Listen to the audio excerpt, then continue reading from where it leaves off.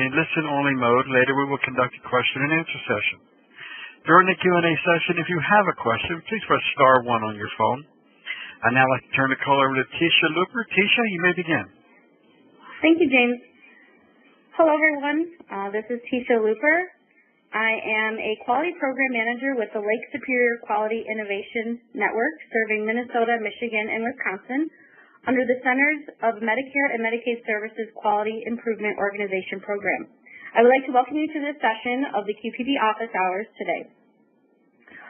Our call will be operated assistant, and by default, everyone's phones are currently muted to avoid background noise. Since this is an open office hours call, there will be the opportunity to ask questions over the phone, at which time our operator, James, will provide instructions. We will also be closely monitoring the chat box and encourage you to post questions or comments throughout our conversations. Also, please note that the information provided during this session is based on the latest information made available by CMS and is subject to change. CMS policies change, so we encourage you to review statutes and regulations that apply to you for interpretation and updates. As James mentioned, at the end of the office hours, you'll have the opportunity to complete a brief evaluation. We would appreciate your feedback about this event and suggestions for future educational opportunities. Okay, so now that we've gone through this short disclaimer, I'd like to start out the office hours today talking about how we can optimize and really capitalize on the measures that we report on for MIPS. So there's just been a lot of times that I've gone out to practices that, we go to pull their reports out of their EMR and they're just so excited because their reports are showing 80s and 90%, and they're just really ecstatic that they think they're going to be doing a really good job. And then unfortunately, I have to be the one that's the bearer of bad news a lot of times to discuss the CMS reality. So the reality is even though you may show high percentages for a lot of your measures, we still have to compare these to the CMS benchmarks. So as a result, you might be looking at a measure that's, at 94%, but the benchmark for that measure is at 99% or even 100%. So really that measure is going to result in very few MIPS points, and you might be able to capitalize on a different measure. So it might look like you're not doing so well. You might have a 60% or a 70%, but based on benchmarks, that 70% might actually get you 8 or 9 points. So I just wanted to talk a little bit about optimizing our score today. So a lot of times what happens is we need to discuss topped-out measures. So these are measures that people have been reporting on for years and years and years and have really perfected these measurements nationwide. So a couple measures that are topped out in MIPS are the diabetic eye exam, and that's for all submission methods. So whether you're doing this by claims, electronic health record, or a registry or QCDR, that measure is topped out. So any measure that's topped out, you're actually only going to, even if you're scoring 100%, you're more than likely about to get 7 points for it. So we're not really optimizing our scores in the best way, or our measures in the best way when we use these topped out measures. It doesn't mean you're not going to get any points, you're just not capitalizing or optimizing what you have. Another measure is documentation of current medications. This one is commonly used and is also topped out. So I just wanted to show you a few of the topped-out measures to try to avoid. So not only do we have to be concerned about the topped-out measures, but also look at those that are just about to be topped out. So those that have really high thresholds. So one of them is the CAD measure for antiplatelet use. So those patients that have CAD, and then how many of those are on an antiplatelet therapy. So if you're reporting this through a registry and you plan to report this measure, the benchmark threshold for this is at 100%. So it's not likely to give you a lot of points. So this would be one to avoid. Another one is preventative care and screening or influenza immunization. If you're reporting that through claims, that one also has an extremely high benchmark at 100%. So here are just a couple examples of ones to avoid. Now, when you're looking at the benchmarks, it's important to note the methodology, because the methodology has different benchmarks. So in this next example, here are some measures to capitalize on, and you'll see that the very first one that I had suggested is the influenza immunizations. So in the previous one, that was tapped out, or almost tapped out for claims, but here, it's a good one to capitalize on if you're going to report through your EHR, because it has a low benchmark of 78.5%. Another one, if you saw on the previous guide, was on the previous slide, was BMI. So BMI is a popular measure. It's been reported on multiple times. People are perfecting that measure. It's probably one to avoid. You're not going to get as many points on it, but maybe if you're family practice, looking at the weight assessment in counseling, nutrition, and physical activity for children and adolescents might be a better measure, especially since the benchmark for that is only at 33%. Another thing that I wanted to talk about is if you report via claims, the thresholds for claims are really, really high. So you may just want to consider maybe reporting through a registry instead of claims, just because the actual lowest threshold is controlling high blood pressure at 94%. That's the lowest benchmark for claims. So it's really hard to capitalize and score high if you're reporting via claims. So just some pearls of wisdom around these benchmarks.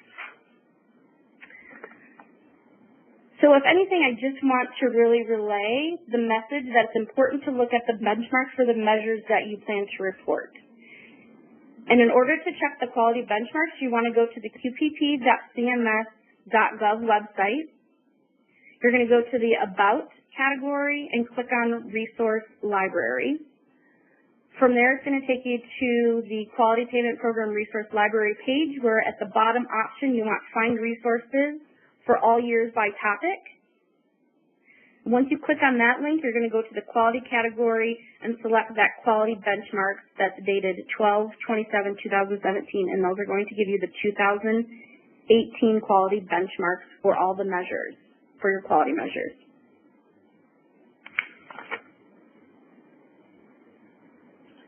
So I just wanted to provide a quick example of how this could relate.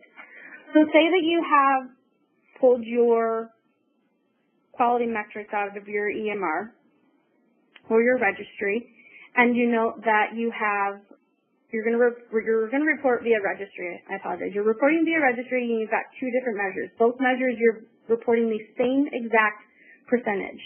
So under your CAD, you're reporting at 87.92%, and then you're also reporting for screening high blood pressure at 87.92%.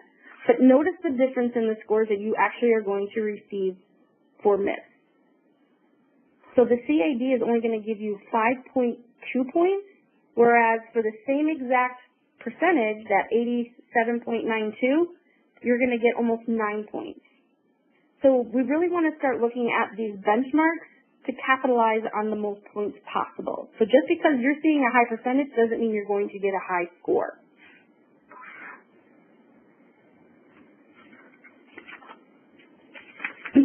So I also wanted to talk, before we move on to our next discussion, some upcoming deadlines. So if you've received which most everybody should have received your MIPS performance final report, if you've noticed any discrepancies, please make sure that you do a targeted review. The deadline for that is October 1st. And then if you notice, September 10th was the last day to submit any comments for the 2019 proposed rule. So hopefully everybody was able to quickly read through that. That was a joke. And submit your comments. There's thousands of pages that proposed rule. So hopefully you've at least read through it and submitted some questions or some comments in case you wanted to. So we're doing things a little bit different today on this office hours.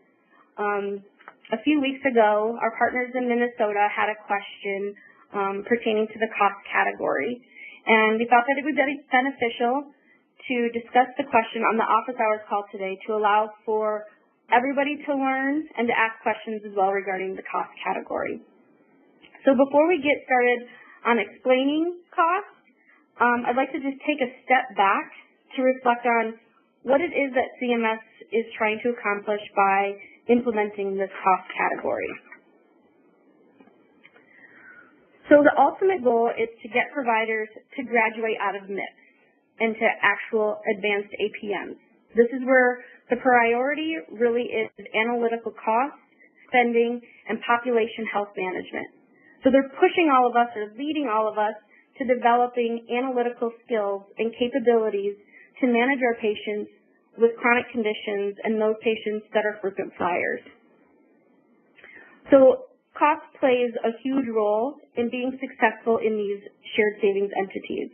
So think of this MIPS cost category as sort of your cost 101 to preparing you to be successful when you're in that type of environment. It's an important concept to understand cost, but right now it has very little impact on your overall MIPS performance score.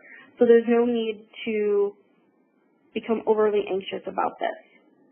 But it is essential to understand the big picture and how it can have a larger impact on our MIPS scores in the next couple of years. So with that said, let's take a look at the 2018 MIPS cost category.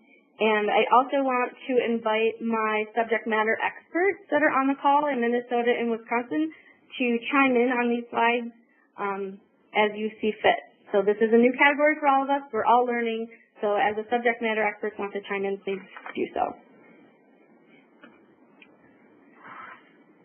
So there's actually two measures that are going to be calculated under the cost category. The first measure is total per capita cost, or TPCC, and this is all of our patients, or all of your Medicare patients' costs combined together.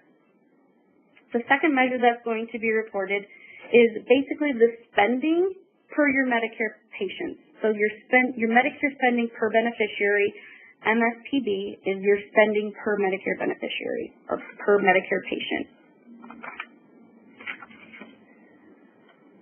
The cost category is done behind the scenes. So there's nothing that you need to submit other than your regular claims, and these are adjudicated or finalized claims by CMS.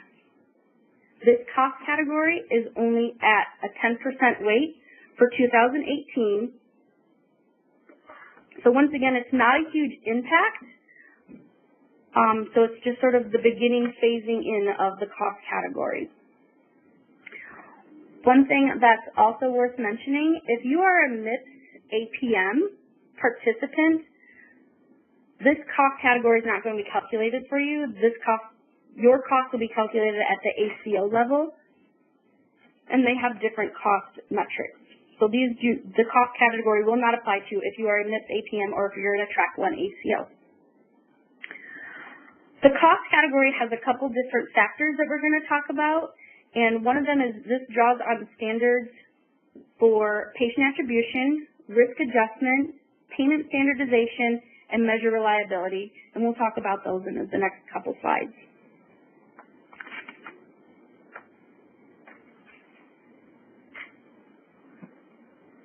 So a few features that apply to both the TPCC, or the total per capita cost, and the Medicare spending per beneficiary is the payment standardization. So the payment standardization actually accounts for a ton of different elements, including geographic distribution in labor costs and expenses. It takes into consideration the relative price of input, extra payments from Medicare in medically underserved areas, and any policy-related adjustments. So CMS then assigns a comparable dollar amount to preserve any differences.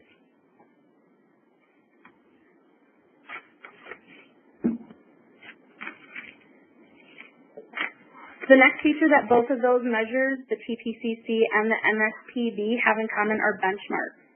So CMS is going to establish a single benchmark for each of those measures. One thing to actually note, however, is that these benchmarks are based on 2018 claims data. So they can't be published, the benchmarks cannot be published until the completion of 2018. So unfortunately, it's a little bit of an unknown what these benchmarks will be. So we just sort of have to roll with the punches on this and not understand the benchmarks. But like I said, this is a little impact on this category and just an introduction into cost itself.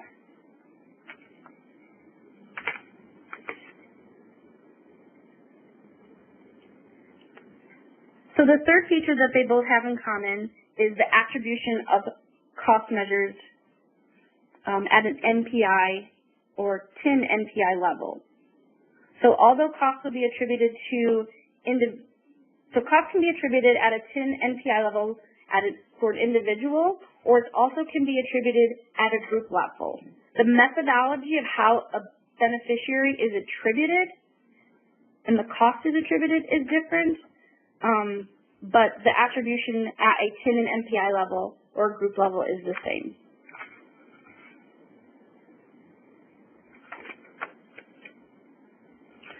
So let's talk a little bit more in depth about that second measure, which is the Medicare spending per beneficiary.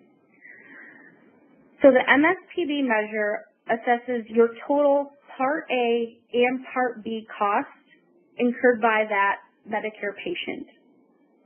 They're going to be looking at what they call an episode index hospitalization. So this index hospitalization looks at any costs that are accumulated 3 days prior to a hospitalization. They're going to look at that actual hospitalization itself and anything that happens 30 days after that hospitalization encompasses or makes up that episode.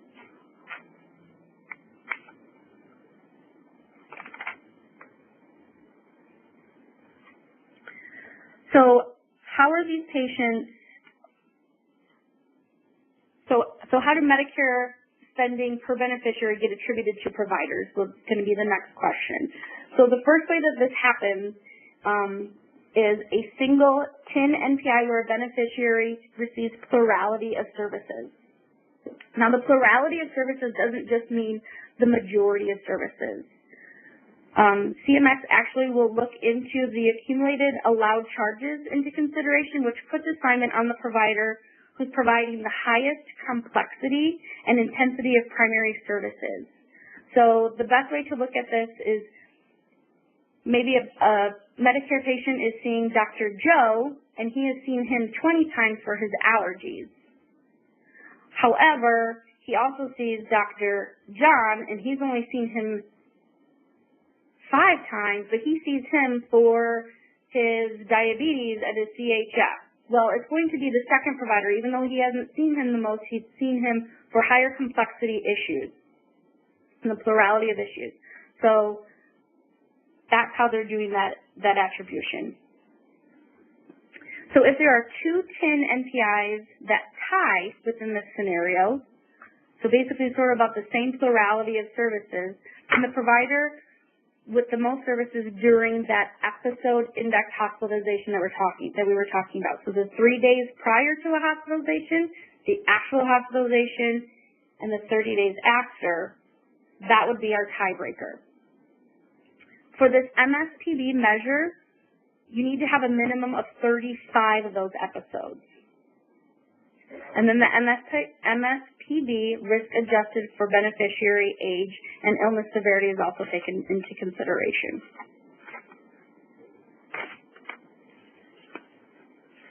So very simple calculation here on MSPB.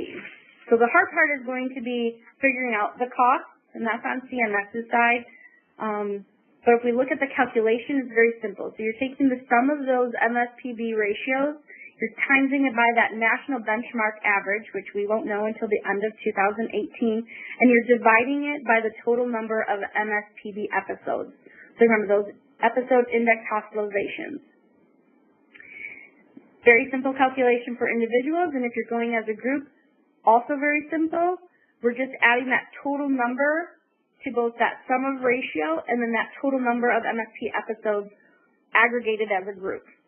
So 2 very simple calculations.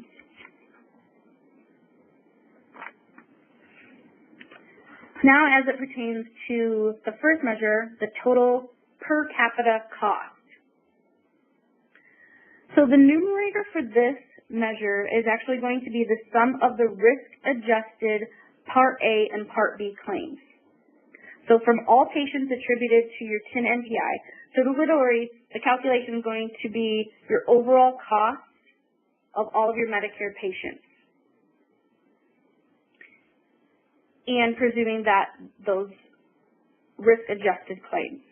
And then the denominator is going to be the number of Medicare beneficiaries who attributed to that individual NPI or group NPI. So in other words, we're looking at your cost divided by the number of Medicare patients.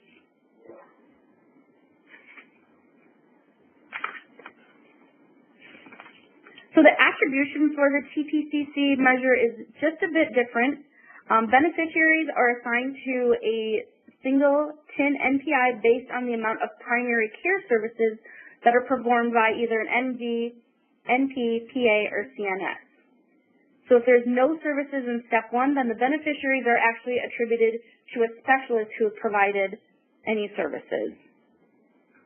If neither of those actually apply, then that beneficiary just doesn't get attributed to anybody. So that patient won't be attributed to any provider.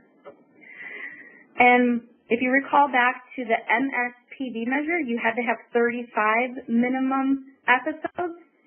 In this measure, the TPCC, you need to have a minimum of 20 attributed patients to have any type of score calculated.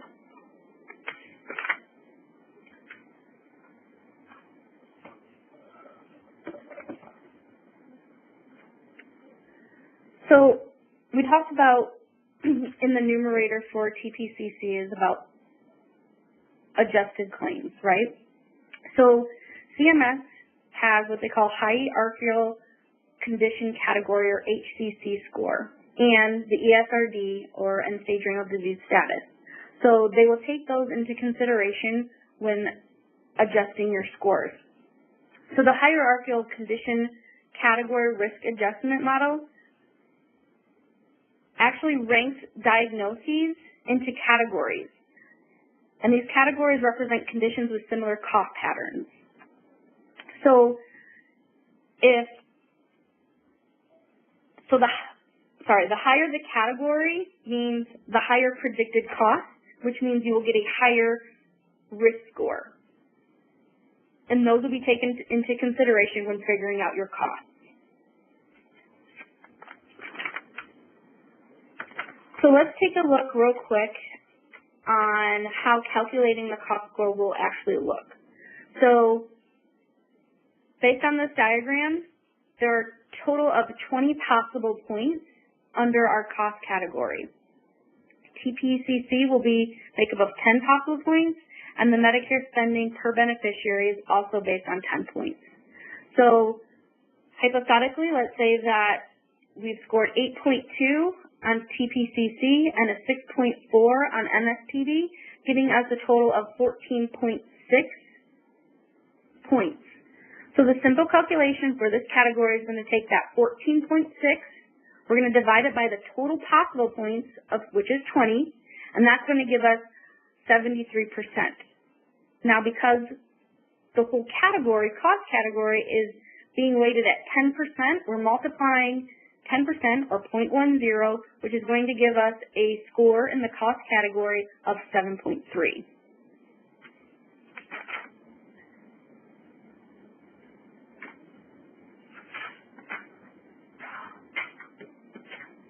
So much like when I was the bearer of bad news for the fact that there's no benchmarks yet for 2018 cost categories, I'm also going to be the bearer of bad news as far as beneficiary level data.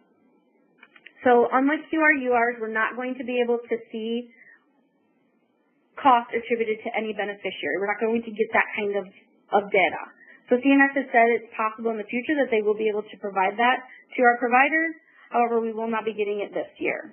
And Minnesota and Wisconsin can help me speak to this, but as quality improvement professionals, we realize how aggravating this can be because it's difficult for us to target any type of improvement around this cost category unless we can identify the root problem. So hopefully in future years, we'll be able to have that level of data so that we can pinpoint which practice or which patients we need to target. So which ones are costing us the most money? Who do we need to get into chronic care management? Who do we need to maybe talk to personally and find out why they're, going to the ED all the time, or just trying to figure out how we can control cost around those patients. I'm sorry, did somebody want to say something? Yeah, I was going to say, Tisha, it'd be nice to know which maybe patients are overusing. You mentioned the ED, but who doesn't have a primary care provider to help kind of drive down those costs and that attribution. Yep, exactly. Yep. And so it's going to be hard for us this year to make any type of real impact, or even for the following year, for this cost category, except for we just want, like I said before, we want you to understand the big picture at this point and how cost really affects your score and how it affects the healthcare system.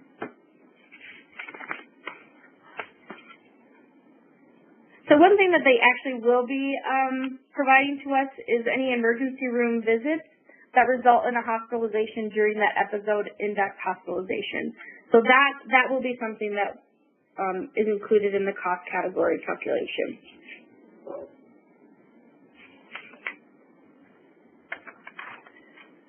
So all this information today actually can be found on the cost category fact sheet, which is at the link shown on the screen. If anybody wants to take the time. Yeah, I put it in the chat as well. Okay, perfect. So I know that went through a lot of information fairly quickly. I would recommend going back using that link that Mona has put into the chat box and reread this information over. It takes a while for it to click to really understand what it is and all the different components to this cost category. So now at this time, I'd like to open up the lines for any questions pertaining to this cost category. So James, would you be able to open up the lines, please? Very good, thank you. We can now start our Q&A session. If you have a question, please press *1 on your telephone. If you wish to be removed from the question queue, press the # sign or the # key. If you're using a speakerphone, you may need to pick up the handset first before pressing the numbers. So once again, if you have a question, press *1 on your phone.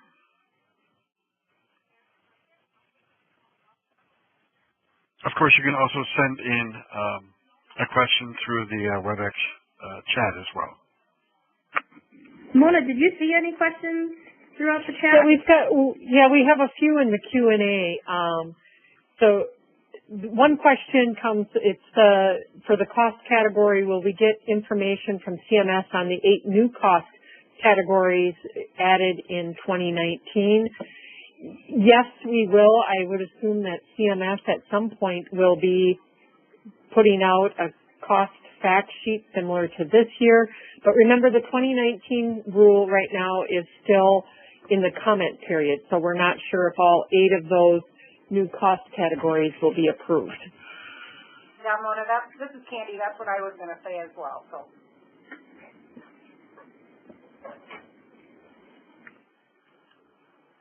And then also another question that came in the Q&A was under the cost payment standardization, it looks like there is an adjustment based on location.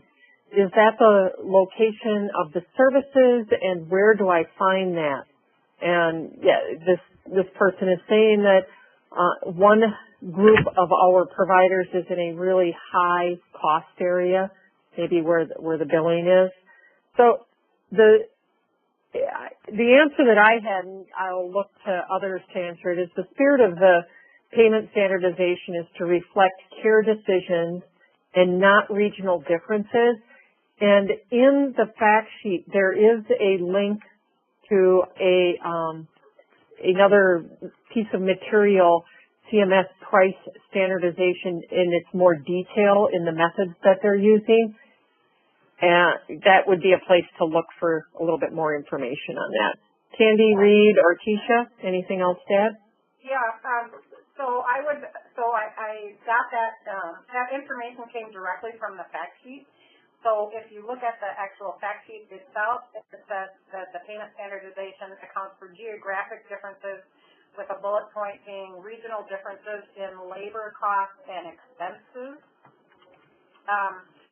differences in relative price of input, extra payment from Medicare and medically underserved areas, and policy-related adjustments. So we may have abbreviated those a little bit, but if also again for more information, also you might want to check with the help desk. And I think, and the person that asked the question can maybe chime in. I think maybe this stems from, is it where the billing company resides or where they're billing from, or the actual location of services? And I would guess it's location of services. That's what my guess would be as well. That's what we're saying in the room in Minnesota. Yep, that would be my thought too, Mona.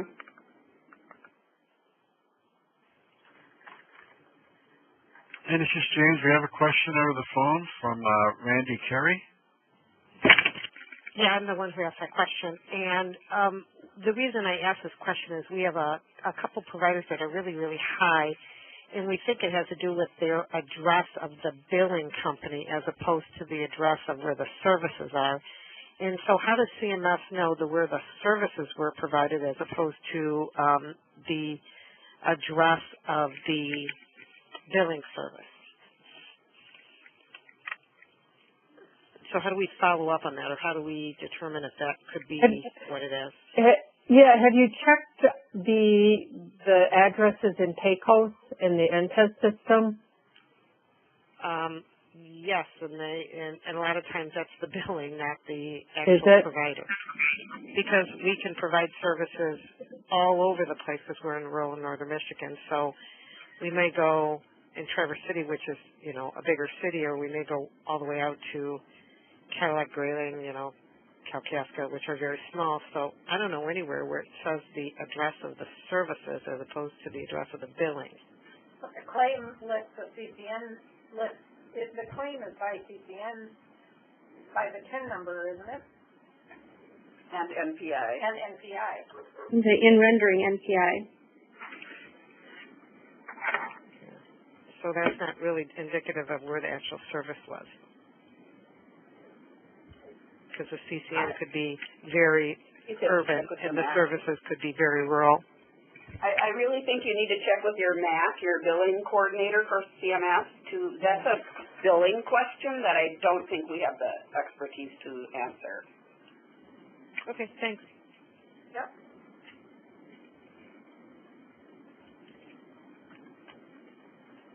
And then we also, in the Q&A, have a question about what is the all-cause hospital readmission measure? Somebody wants to take that.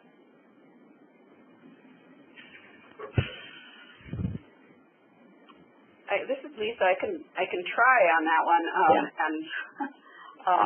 So that all-cause readmission is for an the provider if you have over 200 admissions, and it's included as part of a quality measure, as one of your quality measures. So you could potentially score well on that, and you could potentially score low on it. And so it's a readmission rate, and if you have a high readmission, then your score is going to be low. If you have, no, I said that wrong. It's the opposite. If you have low readmission, you'll have a high score in that quality measure, which could be higher scoring than some of your other quality measures. But if it's a low score, your other quality measures may score higher and it won't be counted. And that is based on adjudicated claims also, so you do not do any reporting for that measure. And if you do not have 200 admissions, it won't be included at all. 200 readmissions. Readmissions. Yeah.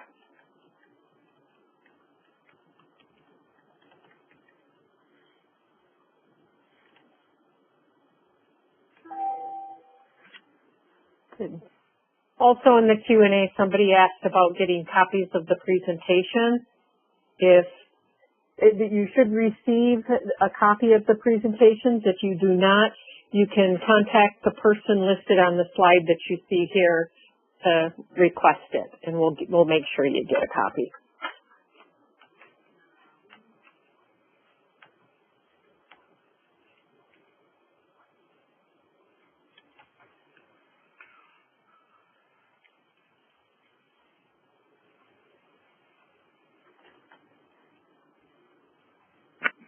Keisha, I don't see any more questions in the Q&A or in the chat. Okay. If you do have questions, go ahead. I was just going to say, if anybody has, it doesn't have to pertain to cost anymore. If you have any other questions that you wanted to ask or on any other topics, QPP topics, feel free to also ask those.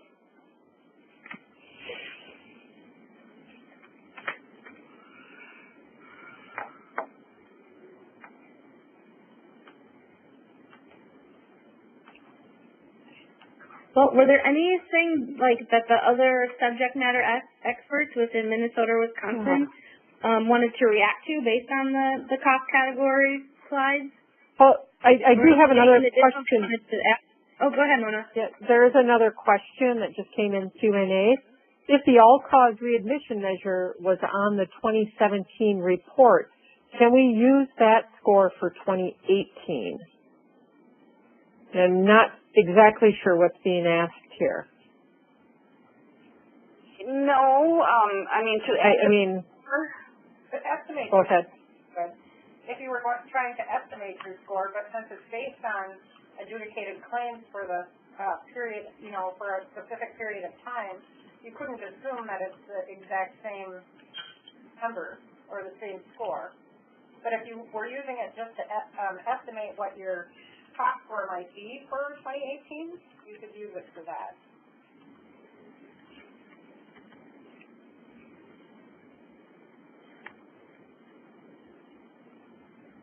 Assuming you didn't change in your practice a whole lot. Right.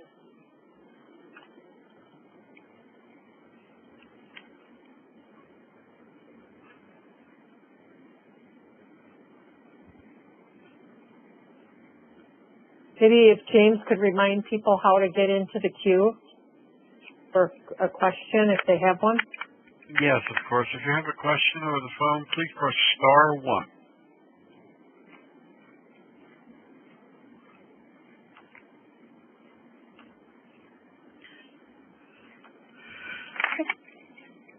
So I'm just going to say, again, so if there was anything that, like Mona or Lisa or Candy or Reed, you wanted to add in regards to the cost category slides that we went through, if there's anything that you think I may have missed or anything that...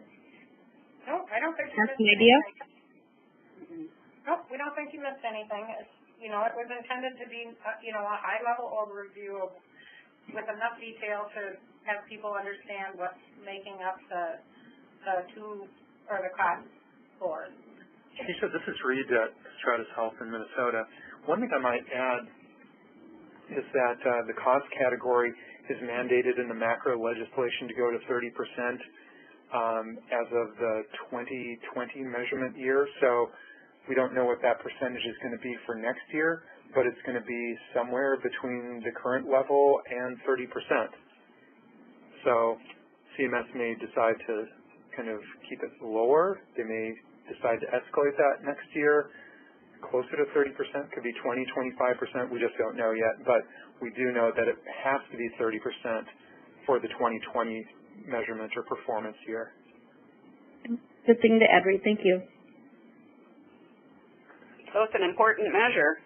That's a high percentage of score. So it's good to understand that now, and hopefully, getting that like QR/UR report and being able to understand it and take action is going to be more important. So we're certainly putting in our 2 cents with CMS to promote that idea to get as much information into your hands so that you can make decisions.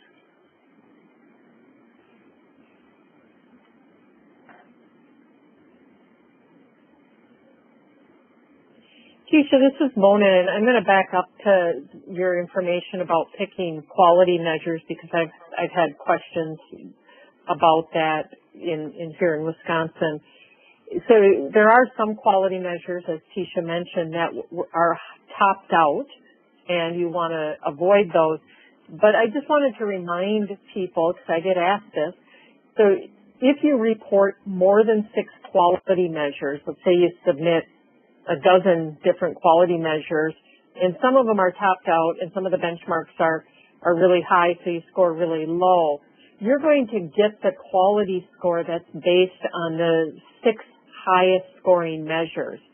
So it doesn't mean that you have to stop collecting data on all of those quality measures that really are difficult to score well in.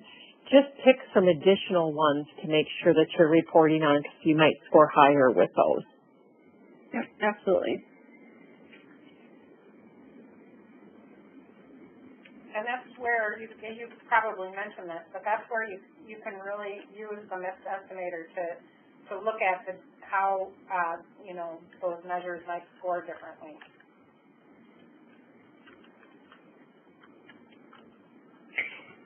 Yep, and actually that's where, so I'm going to run through these slides real quickly. Back up a bit. Oh, right there. So right here is where we have examples from the MIPS estimator tool. Yep. So basically we just showed if you have an 87.92% in 2 different measures, 87.92 sounds really, really good, right? Well, one measure for your CAD, you're only going to get 5.2 points. And then for controlling high blood pressure using the registry methodology for submission, you're getting almost 9 points for an 87. So it just really shows that it's important to use the MIPS estimator tool to understand where your points are going to lie and to really optimize your points in the best way. And this is Lisa. I'll add on to that sometimes those specifications are just a little different between each of those reporting methods. They might be taking, for instance, patients who are, a year or 2 age difference or something. So their specifications may be a little different, and that's, I think, a lot of where these variations come in. Or they may be able to exclude more patients, like, for instance, a hospice patient or something. So, it may be that the benchmarks are higher or lower for a reason, but generally speaking, as Tisha mentioned, claims are usually kind of low scoring. Yeah. I think bottom line, this is Mona, and I think if you are reporting still via claims, try to think about in the future how you will move away from claims. In fact, they may even you may not have the option to report via claims if you are over 15 clinicians in your kin in the future. So claims, CMS is trying to drive people away from claims at this point.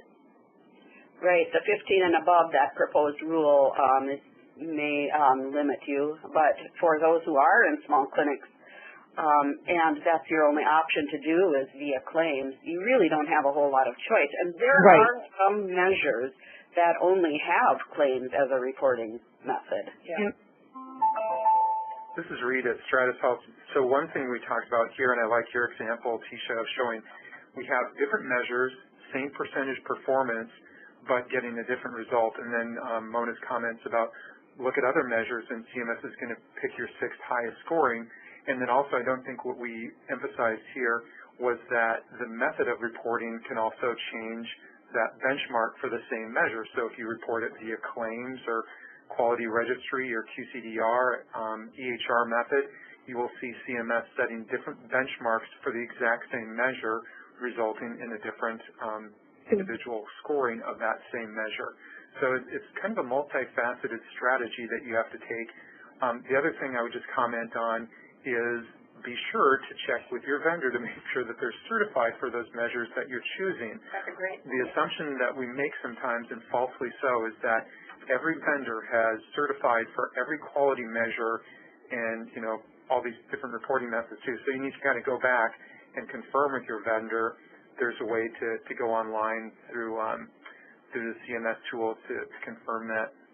But anyways, just another thought. Yeah, I think that's a really important thought, and this is Lisa to add on to that is you know, you can put all your scores you want in there, and if your vendor is not certified, you're not going to even be able to report on it, and you're going to be really up a creek. So make sure your vendor is certified, and that's EHRs and qualified registries and QCDRs. Correct.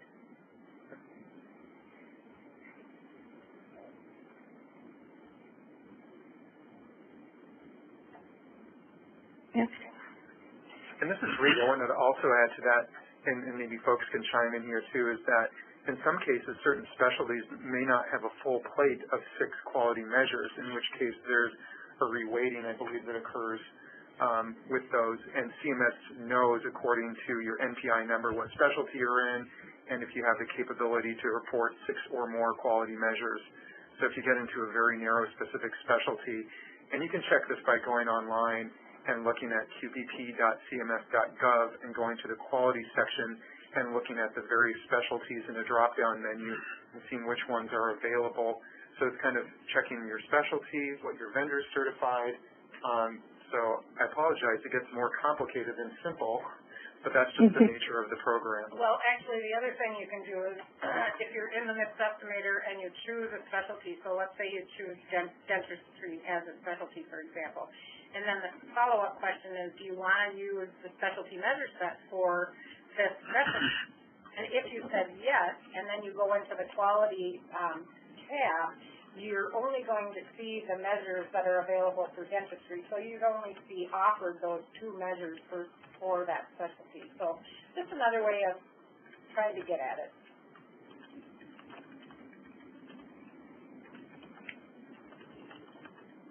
And if those 2 measures in your practice, your vendor doesn't report on them, you're going to need to open up to all MIPS measures if your vendor is not certified in those 2 measures. At least to look, to see what else you might be able to report on. Good points, guys.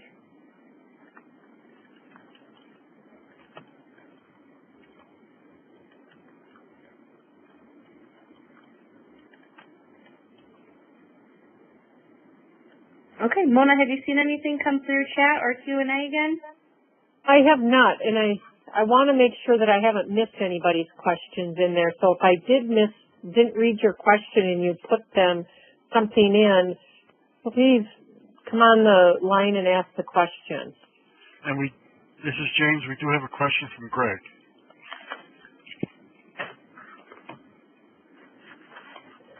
Hello, it's Greg. Hi, Greg. Okay, I have a comment on if a clinician does not declare a specific quality measure, or if it's not supported by their EHR, doesn't CMS also look in the, what do I want to say, the claims? Doesn't CMS also check your claims for anything that you might have missed anywhere else? So that if the vendor didn't or could not declare during their EHR, but they did the work, that will be picked up in claims. Isn't that correct?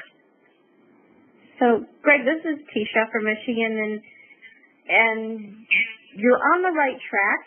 So CMS would pick up that claim if they're reporting if they report the correct quality codes on the claim. So just by submitting a claim for, say, I'm trying to think of something. A1C. Let's go this route. So if you're thinking for like BMI, right? That's not something that people normally bill for, so it's not something that CMS can pick up on a claim. So you actually have to report the actual quality code that would correspond to that metric. So there's certain quality codes that you have to submit on a claim for CMS to actually include. So there's some of the diabetes measures are a good example of that, I think. Correct me if I'm wrong. More. The one specific specialty I was using as an example is for podiatry. And what we do on that once in a while is start looking at diabetes conditions for foot problems. And I know the EHR vendor didn't have all of the options, but we could pick it up in claims. And I know we need to make sure that I went through and got the correct claim numbers for that, so that was declared. But anyway, the point is that CMS, Medicare, they do look at the claims information, because when we got our reports, it tells us where they get the information, where CMS gave us our score from, whether it's from a registry or claims or EHR. Yeah. And so the best values came from the registry that we used. And so then, I don't know, I guess we might have to look at the claims, because we did run into that. We had great scores. I think we had almost 90, I believe. And then when it came back for the payments, I think it was only like maybe 1.5% or something like that instead of 4. So that's probably where it was, is that we had some values in there that were. But in addition, if you submitted any thing through a registry, they're going to score that set separately. They're not going to combine the two. They will score those separately, and whichever methodology you score higher in is what your score is going to be for quality. Yeah, I agree with that. Does that help? Yeah. I was just kind of making the point that we were talking a little bit, I think, about some items and where they're being scored from and so forth. And I guess all I was trying to point out was they actually do go in and look at your claims values also. Now, it might be that one should go in and look at the claims numbers on there to make sure they're correct, and to make sure that the correct identification numbers on there. So, anyway. Good point. I was noticing that, and that was going to be one of my questions, is whether your evaluator will take this into consideration, and I see that it does, because I was probably going to go back and use that again. Yep. Okay. Well, thanks, Greg, for your comment. Okay. Tisha, we do have a couple more questions in the Q&A now, and I don't think we're going to get to all of them, but the first question, maybe real quickly, if someone could answer, is, did you say that the 2018 Emergency Department Utilization Detail is included in the TPCC or MSPB? Yes. What we said was that if the emergency room detail, so it's a part of that. So the details that are sitting in that report, if in fact that person, that beneficiary, was actually hospitalized in that hospitalization index period as a part of that ED visit, that will be included. It's a part of, it'll be a part of what you're seeing in your ED visit report, if that makes sense. Thank you. Yeah. The next question that I had has to do with the path or how solo clinicians can get into an APM, which I think is probably a longer answer. Maybe can we answer, the other thing was just a comment that the quality measures were updated on 9/11/18 in the resource library, and that's a statement in here. I don't know if there's a question in that, but yeah, the benchmarks do get updated during the performance year is the only thing I can comment on with that. But thanks for bringing that to our attention. It's always good to, so that's just a good reminder that you want to check the QPP resources, CMS resources frequently, because they do change things quite frequently. So I'll go back up to the other comment here is, can anybody comment on converting solo clinicians to APMs? How does a clinician join an APM? Well, one way that a solo clinician could join an APM would be through a virtual group. And if you go to the virtual group, to the QPP CMS website, there's a fact sheet on virtual groups. So a solo practitioner can join other clinicians to form a virtual group, so they might, that just is one avenue. And that would be a MIPS virtual group rather than correct an alternative payment method type of group. There certainly are, ACO organizations like Caravan Health and others throughout the country that will reach out and individuals can sign up for a contract with them to participate in an APM. Now, whether it's a Medicare APM or an accountable care organization, there's so many formulations of this. We're kind of looking at each other in the room here and realizing that there's many different on-ramps. Not a very simple question. But there was the webinar recently that was done about what solo practitioners need to know about. Wasn't there one?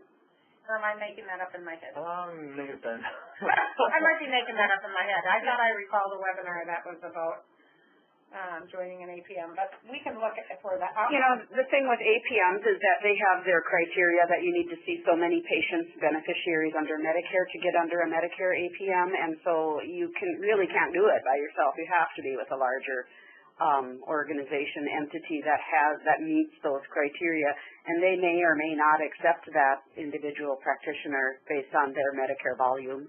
And so I think you're applying to an advanced APM, a Medicare advanced APM, but you're not guaranteed to be accepted if you don't see enough Medicare patients.